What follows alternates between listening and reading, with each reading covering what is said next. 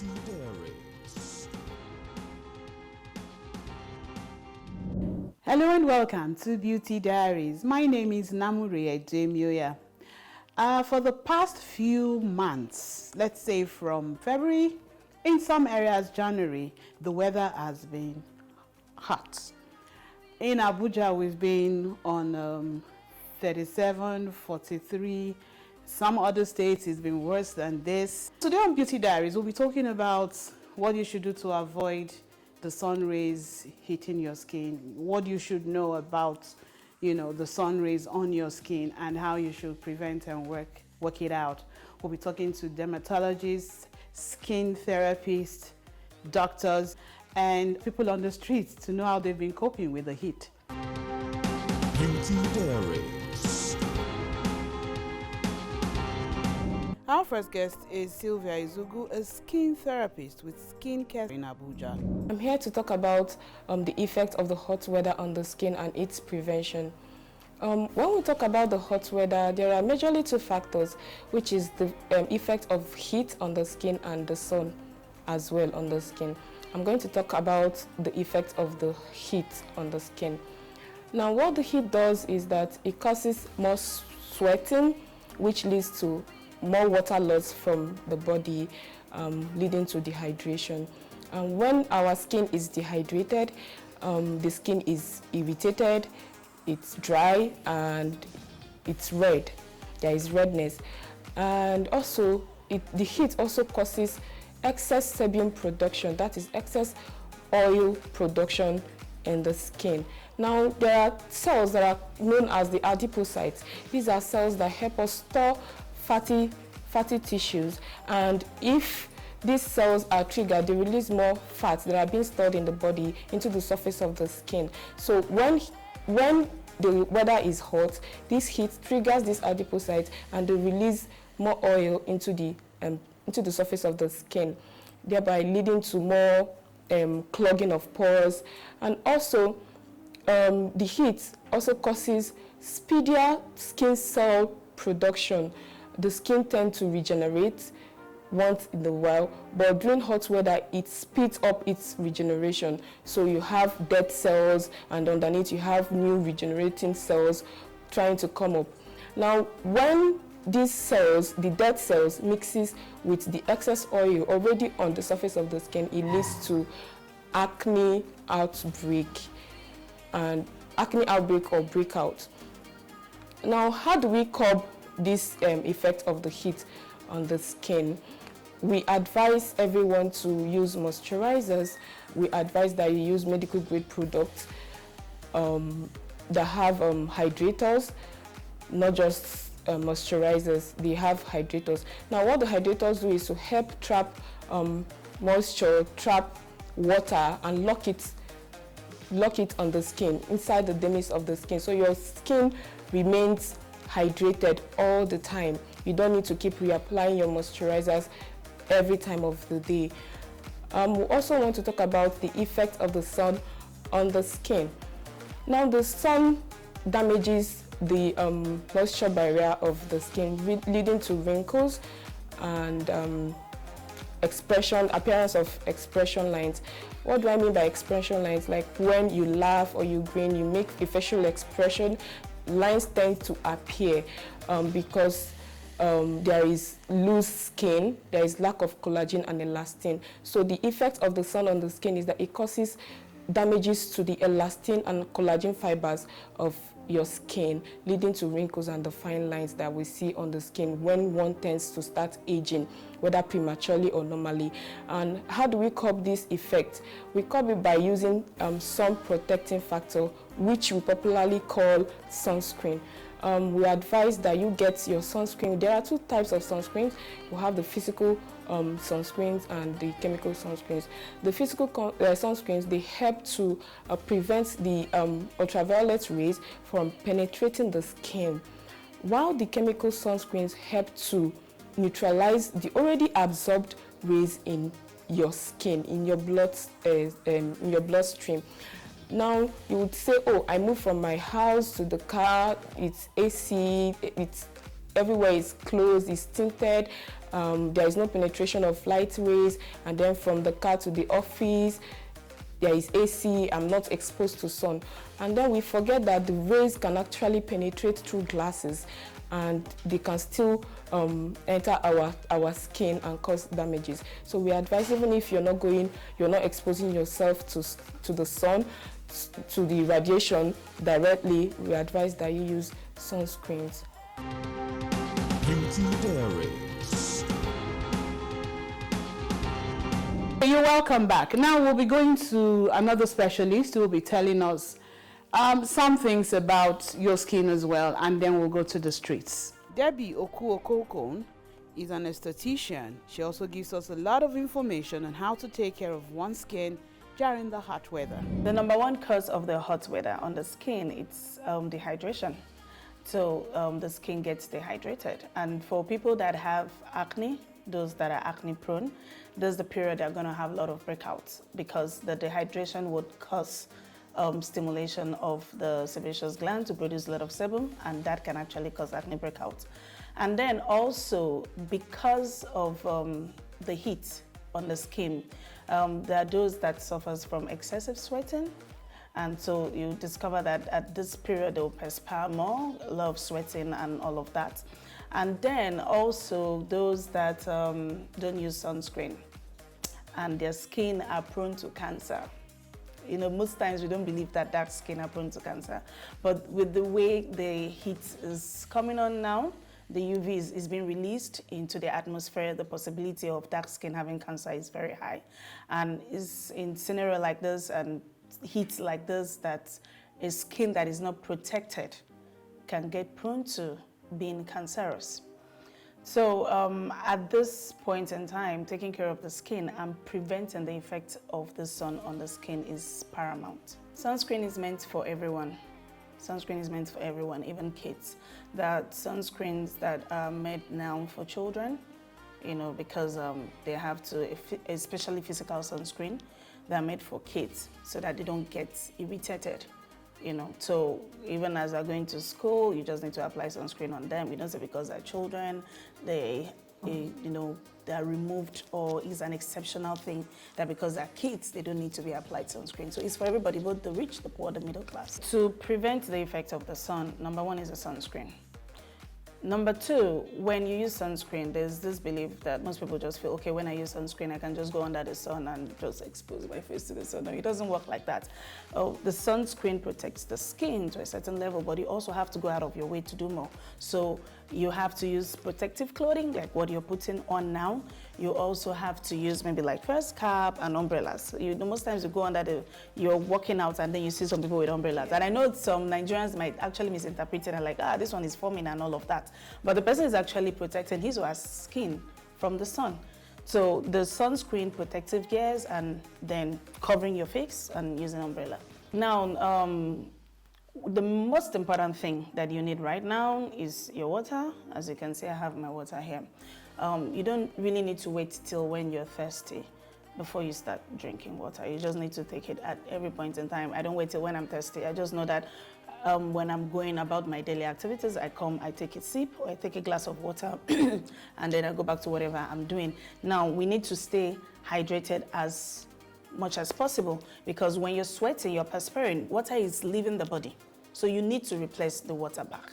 And then you need to take things that are high in antioxidants, because you also need to fight the free radicals, because the sun touching the skin is causing a whole lot of radical cells or radicality cells in the body, you know. So you need antioxidants that will also fight the free radicals in the body. And number one thing that you really, really need to take into your body is vitamin C. So if you need to take a meal rich in vitamin C, or maybe a vitamin C supplement, or use a vitamin C skincare product, is very, very important. So in the morning, you're going to avoid products that are sun sensitive. Now, there are products that when you put on your skin, it actually attracts those rays to you, like AHA products. That's alpha hydroxy acid product. So for those that use this product that contains retinol, you don't want to use a retinol product and go under the sun. It's always advisable that you use retinol products in the night. And then AHA products too is also advisable that you use them. If you're using a product that contains AHA, then the percentage of it has to be very low, you know, and then you make sure you layer your sunscreen. And the thing with sunscreen is that most times when people use sunscreen, they just put it on and they go under the sun and that's it for the rest of the day. No, when you put on your sunscreen, if it's SPF 30, just know that in the next 2 hours, you need to layer. If it's SPF 50, just give it another 1 hour. In the next 3 hours, you need to layer. So you don't just put it on and then go about your activities and feel that you're safe. But there are sunscreens now that are sprayed. There are sunscreen now that are like foundations, you know, so you should have that kind of sunscreen in your handbag. You should have the compact sunscreen. You should have the spray type.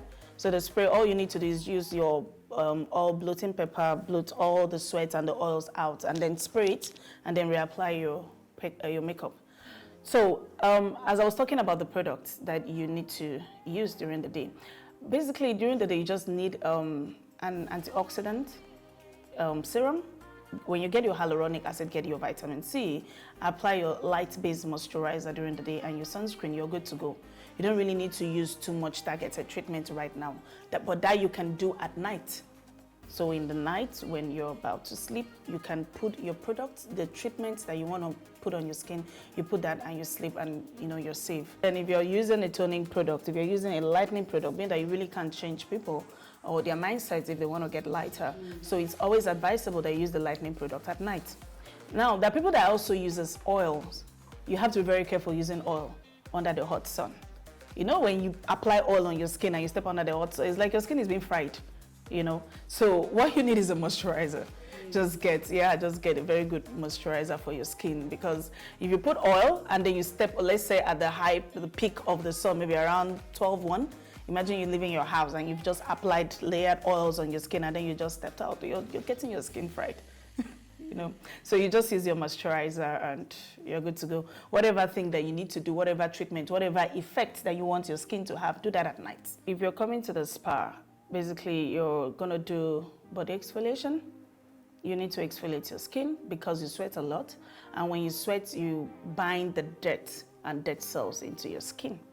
So you need to do body exfoliation. And then for the face, you need to, if it's an acne-prone skin, then the acne person needs to do a deep cleansing, whereby the pores are purged of any impurities.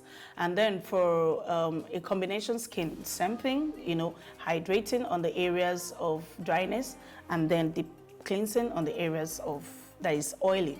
And then for a dry skin, you just need something that will hydrate the skin. So if you're doing that kind of facial, we do something basically to hydrate your skin. So we do more of hydration than purging, because we need the skin to stay hydrated.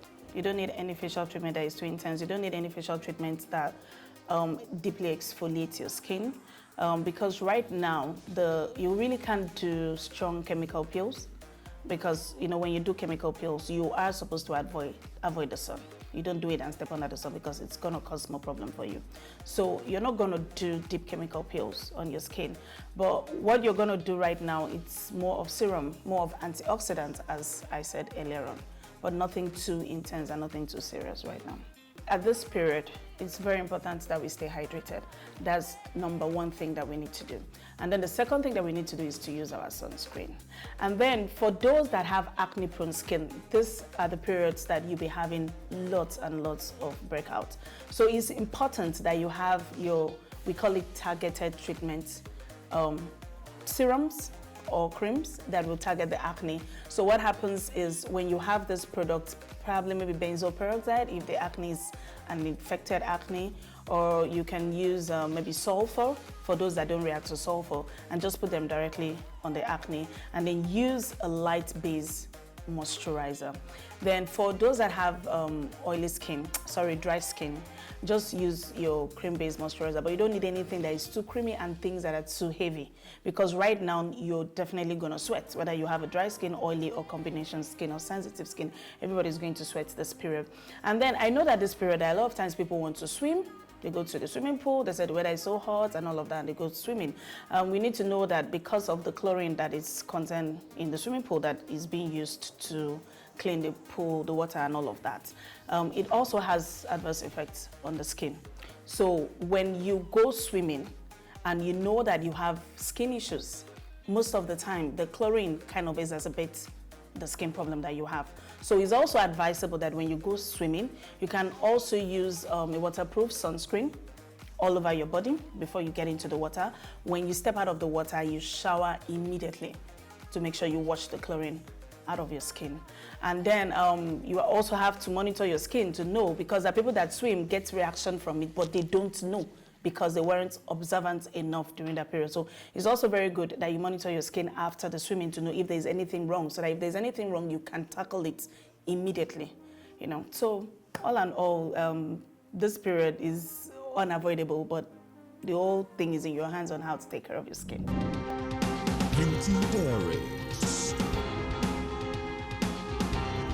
Lately, the weather has been harsh, but then what I do to maintain my skin is I moisturize a lot, I drink a lot of water, and I rest. What I do to take care of my skin or myself in this very hot Abuja weather is I, as much as possible, try to stay away from the sun, and I take lots and lots of water. So these are the two things I do. I just make sure I stay away from the sun. Basically, I don't think I even do anything for my skin. The only thing I do is I try to keep hydrated and just maintain it, applying the basic lotions that you have and keeping it just oily as much as possible, and then eating healthy. To take care of my skin, I don't use cosmetic, because if you use any oily cosmetic now, you will still be sweating. So I just take my bath in the morning and I dress up like that.